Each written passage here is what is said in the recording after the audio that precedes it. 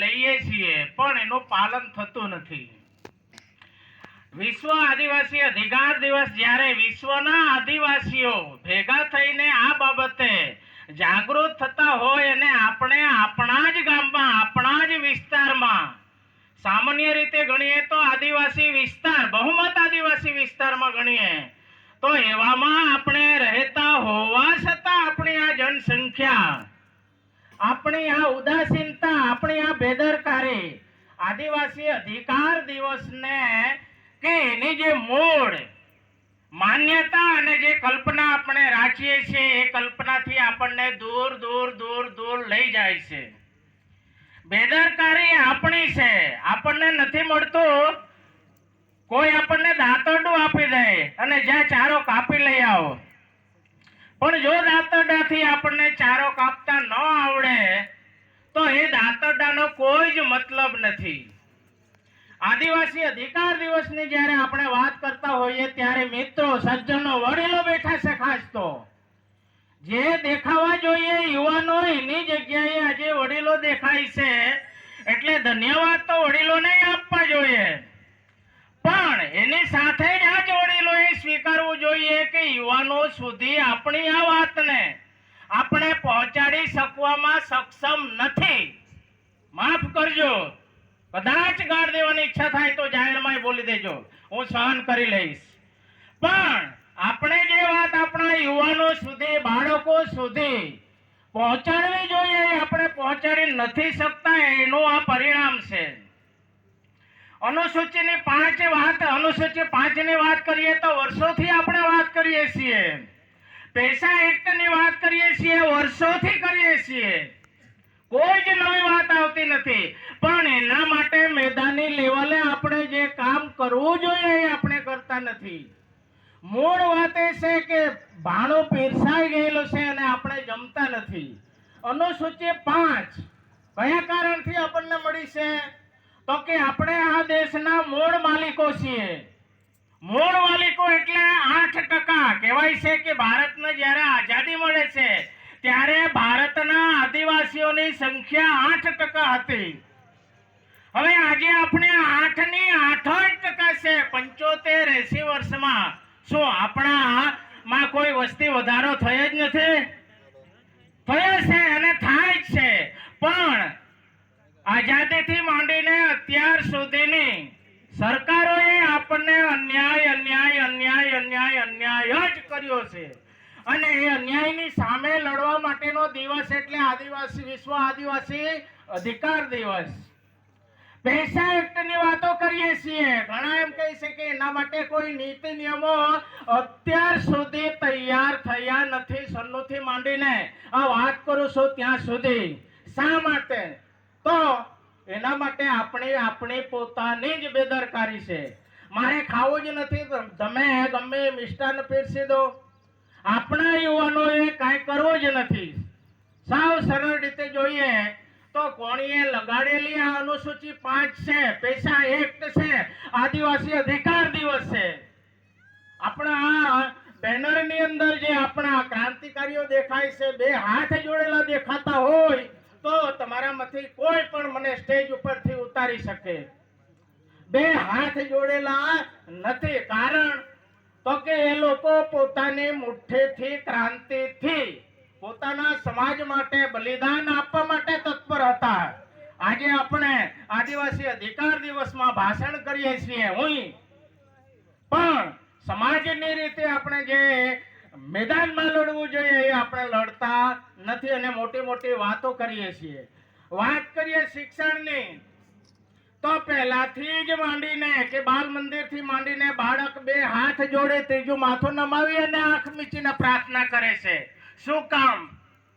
તો કે ત્યારથી જ આપણા બાળકની અંદર આ ગુલામીની માનસિકતા બંધાઈ જાય છે।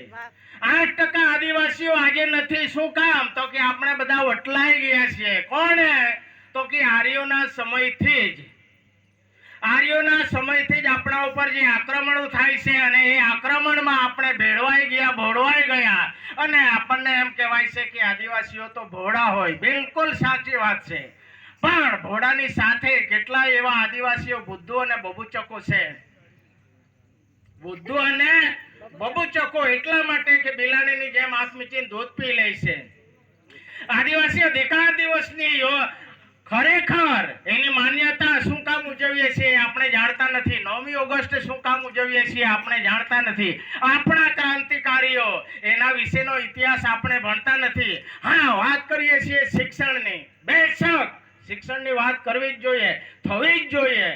પણ વર્તમાન સમયની અંદર જે શિક્ષણ, હું શિક્ષક છું, વર્તમાન સમયની અંદર શિક્ષણની વાત કરીએ તો શિક્ષણ ચોક્કસ ધર્મને, ચોક્કસ જાતિને અનુસરે છે.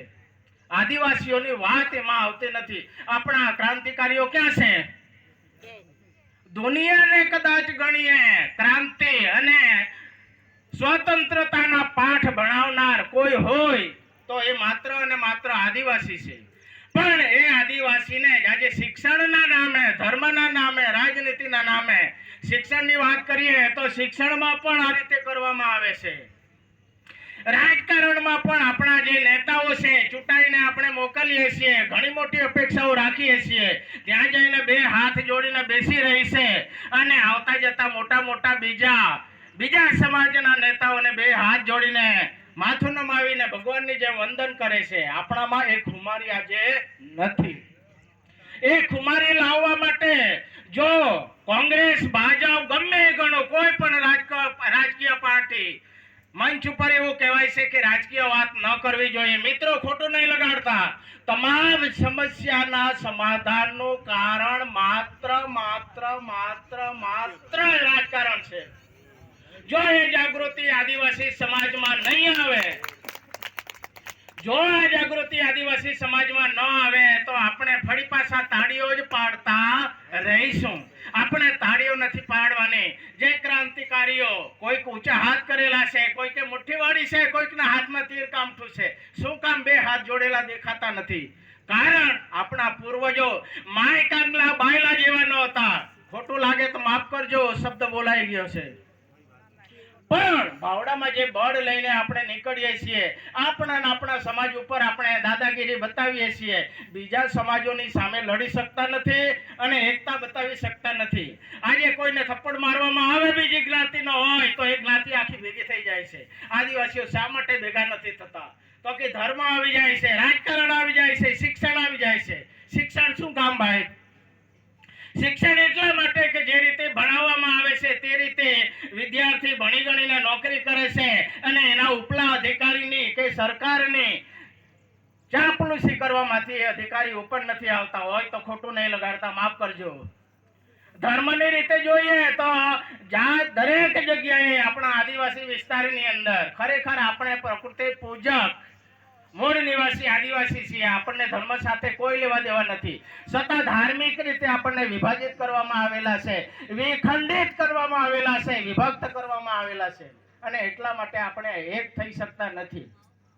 ક્યાંક આવું આયોજન થાય એટલે રાજકીય નેતા હોય ત્યાં જવાનું નથી તારે, અને કદાચ પેમ્પલેટો ફાડી નાખવામાં આવે તો તમામ રીતે જ્યારે આજે આદિવાસીની વિરોધમાં આ પ્રવૃત્તિઓ ચાલતી હોય ત્યારે વડીલો, સજ્જનો જે વાત આપણે યુવાનો સુધી નથી પહોંચાડી શક્યા એ વાત આપણે પહેલા તો આપણી પોતાની નૈતિક ફરજ સમજીને ત્યાં સુધી પહોંચાડવી પડશે. યુવાનોને તૈયાર કરવા પડશે. એકતા કોને કહેવાય, અખંડિતતા કોને કહેવાય અને આદિવાસીની અસ્તિત્વ ટકાવી રાખવા માટે આપણે શું કરવું પડે એના માટેની તૈયારી વડીલોથી શરૂઆત કરીને યુવાનો સુધી, નાના બાળક સુધી, અત્યારે જે રીતે 5, 10, 12 વર્ષનો બાળક બોલી ગયો એ રીતે આપણને કરવી પડશે.